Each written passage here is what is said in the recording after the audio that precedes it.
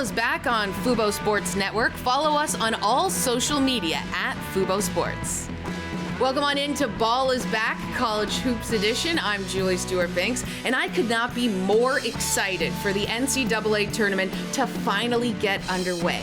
The madness that March brings us fans cannot be replicated. But what's it like for the student athletes that are grinding it out for a month? Very excited to welcome in my next guest here on the show, Fox Sports College Hoops analyst, UConn Huskies star, former NBA player, Donny Marshall. Donny, thanks so much for joining us here today to talk some college hoops and take some trips down memory lane. Did I pay you enough? I think there might be 2 or 3 more things you have to add in there. No, that was perfect. That was perfect. Yeah, this is the time of year, Jules. I mean, come on. Like, if you can't get excited about this time of year for college basketball, then you should be watching another sport. Yes, definitely. This is the time of the year. If you haven't been watching, you will want to watch now because it's exciting, it's do or die, and it's all very different this year. We'll get into that in a second. But for you, the tournament, you played in it in 1995 when you were with UConn. You guys made it to the Elite Eight. Sadly, didn't go the way you wanted to. UCLA beating you, but then they ended up being the eventual champions. What are some of your most vivid memories of your time playing in the NCAA tournament? I think we just had this idea of, okay, no one can beat us. That was the time when we started playing at our best. There were games earlier in the season we wish we had played better. Our seedings could have been higher. But when we got to the tournament, everything, it was a new world. It was a new season. It was just a new feeling, and Jim Calhoun, our coach, Hall of Famer, right. He did a great job of preparing us, and keeping us together. And, we travel so much. You're not going to have your fans, those times where he said, look, we're on the road. They're booing you during the regular season. We have to create our own energy. We have to understand that it's just us. This is the only thing that matters is who's in this locker room. So that idea helped us to go deeper in every single NCAA tournament that we were in. And you realize sort of like these guys are so young that are on this stage. And I read an interview that you did where you mentioned that Spike Lee was in the stands at the Big East tournament at MSG and how cool that is because it's Spike Lee. I mean, he's there for like every game, NBA game. And so for him watching you, like that's super neat. And back in 1995, it's still such a big deal. Yeah. But then you look at it today, and it's like these kids are superstars, or like they're under the microscope of every single person. How do you think like these kids, and also you mentioned coaches, but how do you manage for a month being like the most well-known person in the world? Well, I think a lot of coaches, they do a great job of saying, okay, no more social media. And, that's the big difference from when I played is there's so much pressure every single day, actually every second of every day, depending on what social media outlet you look at. So coaches will tell them, and a lot of coaches do it for the entire season. I know I've spoken to a couple of coaches in the Big 10 and the Big 12 who said no social media. And think about today, that's hard because these kids are really they're in their hotel rooms. They can't really do anything. They're trapped. I mean, they're trapped because you don't want them to be exposed to COVID-19. So social media has to be shut down, but they are celebrities more now because more people can get to them. More people can see them, not just sitting in front of your television, in front of a black and white TV in the 1900s, like when I played. We actually had color. I don't want to age myself too much, but there are just so many more outlets. And these kids have so much more pressure. Coaches have done a terrific job. And I've talked to a lot of players during the regular season and in conference tournament play that have said, we just have to close everything down, shut everything out, and just focus on basketball. Because I think everyone knows, Julie, how important it is, especially the players and coaches, how important it is to be playing basketball right now. Because we all remember, it was like it was yesterday, a year ago, at this point, everything shut down, including basketball and the NCAA tournament. So they understand how important it is to really grab a hold of this opportunity to be playing. You bring up some amazing points there. Let's just go back to the fact that these guys are, shutting off social media, getting that out of their world, but they are going to be in a bubble in their hotel room with literally nothing else to do when they aren't playing. So then, how, as a player, like, what are the conversations sort of like amongst the guys, whether it's in the locker room, whether it's in the hotel, about kind of just like making sure they deal with COVID well, but also just like getting through this mentally? Yeah, there's so many times as players, when you're on the floor, your coach says, hold each other accountable. Meaning if you and I are teammates and you're not working hard, I need to pull you up. If I'm not doing what I'm supposed to be doing, you have to pull me up. So this thing just extends into, okay, you're not supposed to be out a teammate. And I think this is how kids are more mature today. When I played, it was, hey, you're telling on me. Don't snitch on me. And it's like, no. Today they understand, like, every little piece, any little distraction could be the difference in winning or losing a game, having a positive COVID test or a negative. So they hold each other accountable much better today. A lot of players have told me when they've been on campus, because most of these guys have only known only other students they have known are their teammates, when you talk to these kids across the country.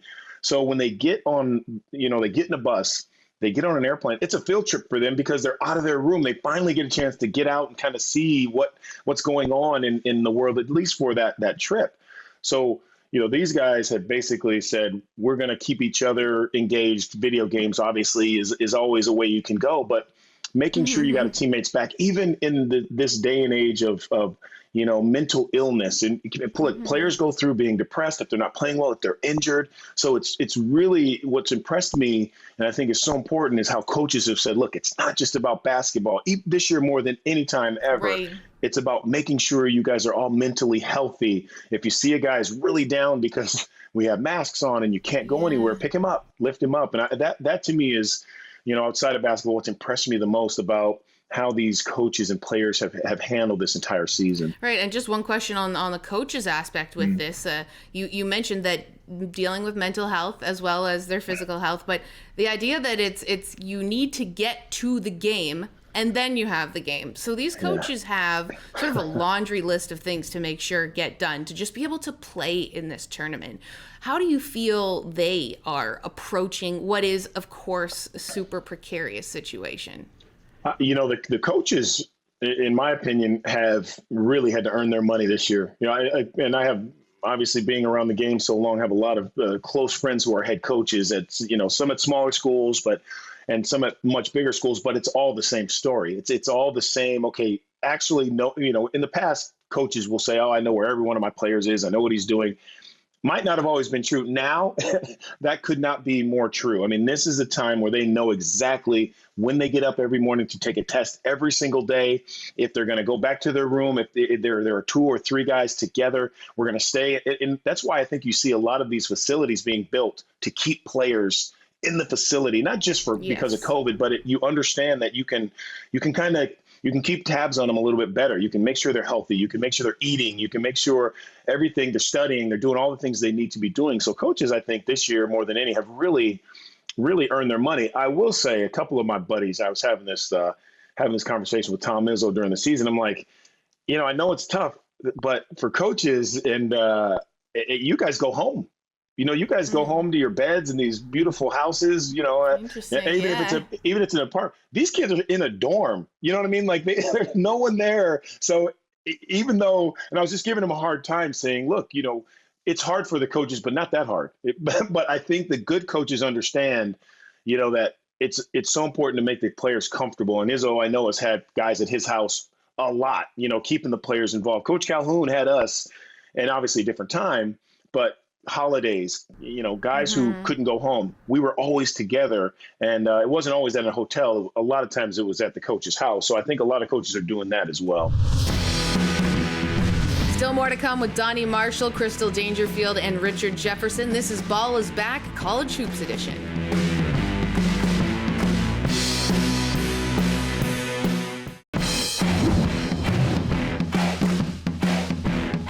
Ball is back on Fubo Sports Network. Follow us on all social media at Fubo Sports. Ball is back, and we're getting into clutch time with Richard Jefferson, Crystal Dangerfield, and Donny Marshall, who has a buzzer beater for us. You mentioned the fact that some of these coaches have had to really earn their money this year. One of them just got a very big contract extension from your alma mater, Dan Hurley, going all the way to March 31st, 2027. What has he done that you've enjoyed, that you've respected to resurrect this UConn Huskies basketball program? Gosh, the basketball part of it, I think, is the easy part, because that's what we do. You play, you coach, you teach.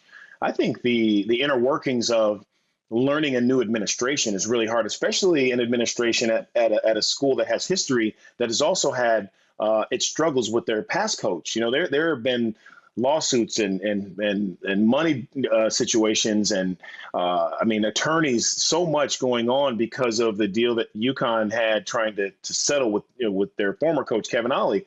So now in comes Danny Hurley trying to start fresh. Not only start fresh, but start fresh at a school that has a ton of history. The shoes that he has to fill are big, because even Kevin Ollie won a national title. So we say what we want about the school fighting with him, and it's a whole money deal, which no one wants to talk about. But now even that guy won a national title. So now Danny comes in thinking, okay, what do I do here? You got to, the one thing you got to do is put your stamp on it. And I think he's done a great job of that. I think he's honest. He's fair. I know, talking to their coaching staff and having a lot of conversations with Danny, that he says what he feels. Now, you might not always like it, but Julie, let's face it. We want people, especially in this industry, we want people to tell us exactly what it is. Sports is not different. Sports is the same. Please tell me what I need to do to get better. And as Danny Hurley is taking those steps to make himself better as a coach in a new environment, he's doing it for his players. So his honesty, I think, and that raw kind of work hard, it's us against the world, let's go kick, kick bleep. I think that's, to me, it's refreshing, because that's who I played for. I played for a guy who was, most of the words were profanity, so we can't use them on this show, but we understood the message. We understood that he really cared about us. You're talking about a father figure, a mentor. And I think Danny has really solidified himself of being that same guy that Jim Calhoun and even Kevin Ollie was for the short time he was there. And look, one sign of that is a contract extension. So it clearly, the right people are happy for the job that he's done. You mentioned the team that you were on, and you had some very big names on that team as well. Ray Allen, of course. Take me back to Ray Allen at UConn. What was he like as a player? Ray was interesting. It's funny, because before I got on with you, he's texting me about, we're playing in some Connecticut. We play golf, so we're playing in some CSGA events, some U.S. Open events as a team partner. So we get after it in the summer. So a couple more weeks and my real season starts. The golf season starts. So, but Ray it was interesting, because when he came to school, he was on an unofficial visit. He was 16 years old, skinny. He was just from he's from, we always say he's from the world. His dad, he's a military brat. So they've lived all over the world. But when he came on his trip, he was living in South Carolina, Dalzell. So when he got there, he was wide-eyed, and they're saying this kid's going to be a really good player. Never did they mention anything about his shooting ability. Not once. It was just terrific athlete, can run, can jump. He gets there. He was 16. I showed him around on his visit. He ends up coming, and I don't know how much he touched the ball his freshman year, because when you're an upperclassman and you got this young guy that they're talking about, you're not always that kind of inclined to be like, okay, come on, young fella. You're just kind of like, he's got to earn it. I had to earn it. Yes. He's got to earn it. Exactly. Well, he earned it. And he earned it. So, and then it was just work, it was work ethic. It was, everyone thinks, and he and I had this conversation last week, everyone thinks that Ray Allen just woke up with a jump shot. And they think that some of these guys who are playing nowadays, Luka Garza just woke up one day and could post up and could shoot it from deep and mid-range. And, Ayo Dosunmu could run fast and pull up in transition. But these guys work, and that was the thing that stood out to me with Ray Allen, is he was a hard worker. Some of the greatest players ever, and the greatest player in my mind, Michael Jordan, was one of the hardest workers. And I, we all kind of playing golf and being around the fraternity, MJ, and how hard he worked. So it's something that I think is missed nowadays when we see greatness. And that's what Ray did. He worked his tail off to become a great. not a good, but a great shooter and a great player. But it was fun because we made him earn it. You mentioned some of these greats, and we're seeing one of these greats, actually two of them, coaching in this tournament. Let's talk first about Juan Howard. You've mentioned you think he's Coach of the Year. He's with Michigan. Michigan's back as a #1 seed for the first time since the 92-93 season. What makes Juan Howard a good coach? I think his honesty. I think his, he's genuine. There's no, and as we saw when they had the little scuffle against Maryland and Coach Turgeon, he's from the South Side of Chicago, and raised by his grandma. So when you're raised that way, I don't think that ever leaves you. I mean, I think I made a joke and I sent a text telling him, I said, "You've been out of South Side of Chicago for a long time, man, but and living pretty good." But you always remember how you were raised. You always remember those values that you were raised with. And I think he teaches those guys those values. Now, it's a different way to teach it because it's a different time. What he learned in the NBA as a player for all those years, as an assistant coach for all those years, from the mentors that he had, Pat Riley. I mean, he's played with greatness as well in college. We know about the Fab Five and their history. And if you don't, shame on you, whoever's watching this. But Juwan, to me, is just genuine. He's honest. He's, again, I think it goes without saying, to be a great coach, you have to be a hard worker. And I will say about Juwan is he never, at least the games that I've called and the conversations I've had, he never compares players to when he played. He never compares the players and saying, well, when I played with this guy, he did this, you need to do that. Because sometimes it takes the air out of you as a player, as a kid especially. It's like, okay, well, how am I going to live up to that? And I think he does a really good job of not putting too much pressure on his guys in terms of being great and being a great team. Right. Yeah, that'd be a difficult lens to sort of look through or have being looked through as a player. Okay, to the Fab Five. We also have Patrick Ewing with Georgetown. How special is it for guys to be able to go back and coach for really like teams and schools that they were the faces of? As you mentioned, your relationship with Jim Calhoun, like it's interesting to see like coaches have such a big impact on their players. Patrick Ewing might have helped the situation with Juwan in terms of hiring your former players to now, lead your team to the success that you had or that coach had when he was a player. So we're seeing that more and more. And with Patrick Ewing, I think because his journey was different than Juwan's, meaning Juwan coached a long time in the NBA, but you always knew at some point when he was ready, he was going to be a head coach. For Patrick Ewing, he was ready a long time ago, but could never get a shot. He never got a chance at the NBA level. And I think he probably said, you know what, let me go and help kids. Let me go back to my alma mater. Pops, John Thompson, the second, we call him Pops. John Thompson was getting older, and I think he wanted to go back and do what I think John Thompson wanted him to do after John Thompson's son, JT3, had left. And to see Patrick Ewing, his growth as, we talked about this during the Big East tournament, to see his growth as not just a coach, but as a person. He talks about, getting better in interviews and being more open, because there was a time, Julie, even when I played against him, there was a thing called Hoya paranoia, and it wasn't a good thing. It was John Thompson didn't want anyone around his players. They were insulated. They didn't talk to media. There was always this kind of they're out to get us type feel. And that Hoya paranoia is changed. We started calling it Hoya euphoria, because that's what it is with Patrick Ewing, the first coach now in Big East history to win the Big East tournament as a player and now as a coach. There are so many amazing timelines. When they won that Big East championship on that Saturday, that was to the day 49 years ago when they hired John Thompson to take that job at Georgetown. To the day. So there's so many things that kind of those goosebump moments where you're like, wow, like how inspirational. So to see Patrick Ewing's success and that run that they went on, now I was texting with him a little bit and saying, hey, the thing is going to kill you, man. And just joking, but lighthearted, is all this time off. Because when you're hot, you want to keep playing. Like Georgetown wanted to play the next day, and the next day, and the next day. But that's why you do what you do as a coach, because you have to try to keep your guys, engaged and motivated. Look what we just did. Hey, we could keep shocking the world. So I couldn't be any more proud of Patrick Ewing. He was an inspiration. I've always been a fan of his. He's one of the reasons I played in the Big East. I wanted to play against greatness.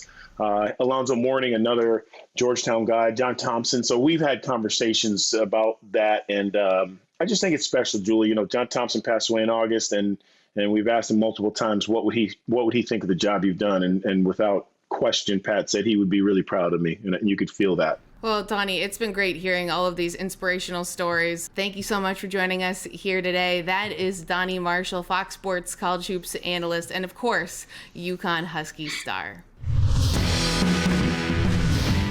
Ball is back on Fubo Sports Network. Follow us on all social media at Fubo Sports.